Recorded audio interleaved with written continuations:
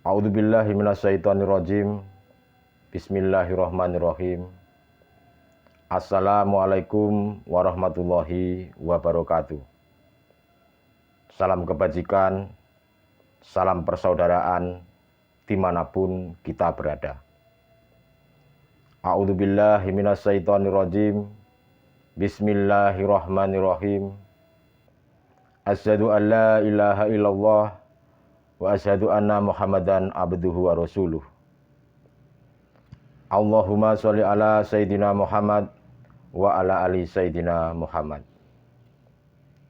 Segala puji dan puja bagi Allah Sang Maha Pencipta, Sang Maha Menguasai seluruh jagat alam semesta ini. Dan junjungan Nabi besar kita Rasulullah Shallallahu Alaihi Wasallam. Yang saya hormati sesepuh-sesepuh, saudara tua, persaudaraan setia hati Terate. Yang saya hormati para pelatih, para guru, ataupun para mursyid. Dan yang saya cintai, adik-adikku dimanapun kita berada. Alhamdulillah, pada hari ini kita masih diberikan kesehatan dan kesempatan hidup. Semoga dengan kesempatan ini kita semua diberikan hidayah oleh Tuhan Yang Maha Kuasa. Dan semoga ke depan kita selalu diberikan segala kemudahan-kemudahan. Saudara-saudaraku, dimanapun kita berada. Menyambung tentang makalah apa yang saya sampaikan kemarin, yaitu tentang bagaimana menjadi manusia yang berbudi luhur. Kita harus membenahi kerohanian terlebih dahulu. Karena ini zaman sudah di penghujung akhir zaman. Kita tidak harus selalu mementingkan jasmaniah, tetapi kita harus mementingkan rohani kita. Kita ketahui bersama, zaman sekarang bukan seperti zaman penjajahan Belanda, di mana kita harus berperang adu fisik. Tetapi zaman sekarang ada yang namanya perang, yaitu yang perang lebih besar, yaitu perangnya rohani kita, atau perangnya daripada hawa nafsu kita. Dulu zamannya Rasulullah Shallallahu Alaihi Wasallam, setelah memenangkan perang Badar, beliau telah berwasiat, nanti akan ada perang lagi, di mana perang itu perang yang dihadapi oleh umat-umatku, kata beliau, yaitu perangnya hawa nafsu. Lalu bagaimana dengan kita ini sebagai umatnya untuk menghadapi perang itu? Terus apa yang harus kita kerjakan? Saudara-saudaraku, dimanapun kita berada, bagaimana kita akan menang? Bagaimana kita akan mengalahkan kalau musuh kita itu tahu posisi kita, sedangkan kita tidak tahu posisinya musuh itu di mana? Pasti jawabannya akan menang musuh kita. Seperti apa yang saya sampaikan kemarin, bahwa kita ini selalu diintai 24 jam oleh yang namanya iblis, atau yang dikatakan nafsu. Yang mana nafsu itu ada di dalam diri kita ini. Untuk selalu mengajak kepada kita untuk bercinta, bersukaria, bersenang-senang akan duniawiah ini. Entah itu berupa anak, suami, atau istri, atau harta benda, pangkat, jabatan, kedudukan, dan lain-lain sebagainya. Saudara-saudaraku, dimanapun kita berada, mohon maaf sebelumnya.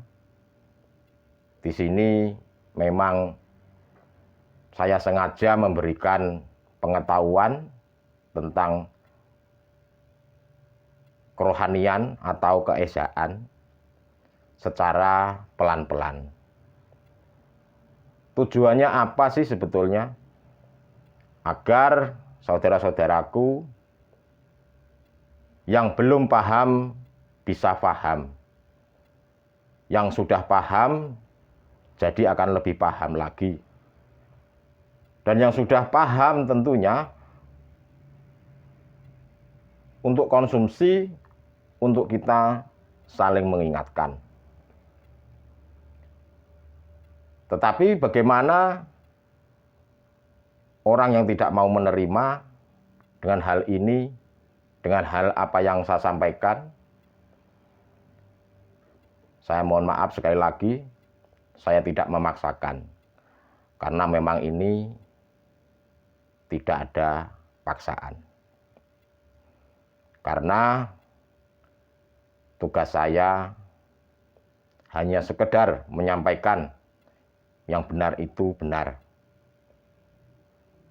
Seandainya ada yang menganggap ini salah, bagi kita akan kita maklumi. Karena memang mereka belum tahu. Dan tidak perlu didebatkan untuk hal itu.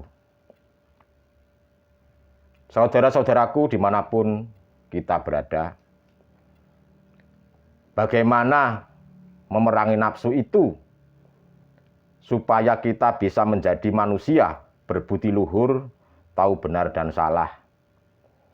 Tentu ada caranya, di mana cara itu harus ada ilmunya. Yang pertama, harus lewat yang namanya syariat. Apa itu syariat? Syariat itu, kalau boleh saya katakan, biar lebih mudah dipahami, itu saya ibaratkan adalah sebuah kendaraan atau motornya. Itu yang pertama, untuk caranya. Yang kedua, kita harus mengenal yang namanya tarekat. Apa itu tarekat? Tarekat itu adalah sebuah jalannya. Ya, saudara-saudaraku, jalan atau jalan raya. Nah, itu yang kedua, yaitu tarekat. Yang ketiga yang harus kita lalui adalah hakikat. Hakikat, apa itu hakikat? Hakikat adalah sebuah tujuan. Tujuan apa keinginan kita. Dan yang terakhir, yang keempat adalah kita harus sampai kepada yang namanya makrifat. Makrifat itu artinya sudah sampai tujuan dan kita sudah bertemu. Nah, itu makrifat. Ibarat saya ini memiliki tujuan, tentunya harus sampai pada tujuan itu. Beda lagi kalau bagi manusia itu yang tidak memiliki tujuan, tidak memiliki tujuan hidup, yang mungkin saja prinsipnya yang penting hidup, ya kita tidak tahu yang namanya beda-beda pemikiran dan pemahamannya apa.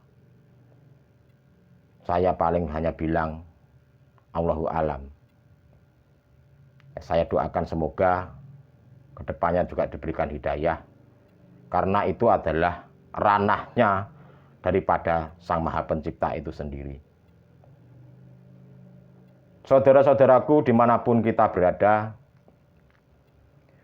di sini saya hanya mengingatkan, apakah kita tidak bisa mati? Apakah kita akan kekal abadi di dunia ini jika kita tidak mau membenahi rohani-rohani kita? Jika kita tidak membenahi jiwa kita, jika kita tidak mau membenahi roh kita. Kalau jawabannya itu tidak bisa mati, saya akan sampaikan perihal hal ini. Apakah kita itu nanti kita mati dalam keadaan husnul khotimah,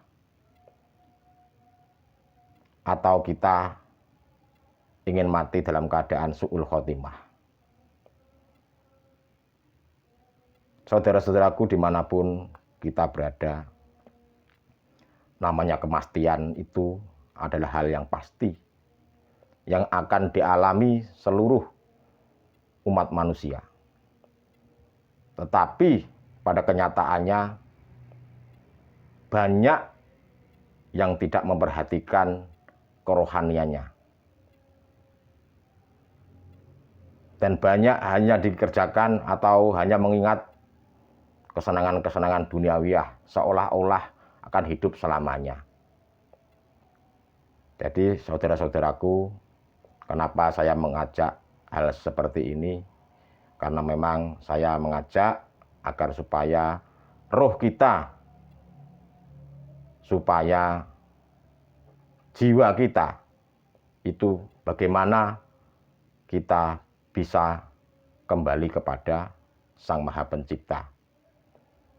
Atau bisa dikatakan kalau orang Muslim, bagaimana kalau kita meninggalnya itu husnul khotimah. Saudara-saudaraku dimanapun kita berada, jika sekiranya makalah-makalah yang saya sampaikan itu berguna, atau jika saudara-saudaraku ingin menyimak terus untuk kebaikan rohani kita, mengingat pelajaran kerohanian atau keesaan kita pada waktu dikasih oleh sesepuh-sesepuh kita, silahkan ikuti video yang selanjutnya. Itulah saudara-saudaraku yang baru bisa saya sampaikan. Jika ada kata-kata yang sekiranya menyimpang, saya mohon maaf yang sebesar-besarnya. Wabillahi taufiq wal hidayah. Wassalamualaikum warahmatullahi wabarakatuh.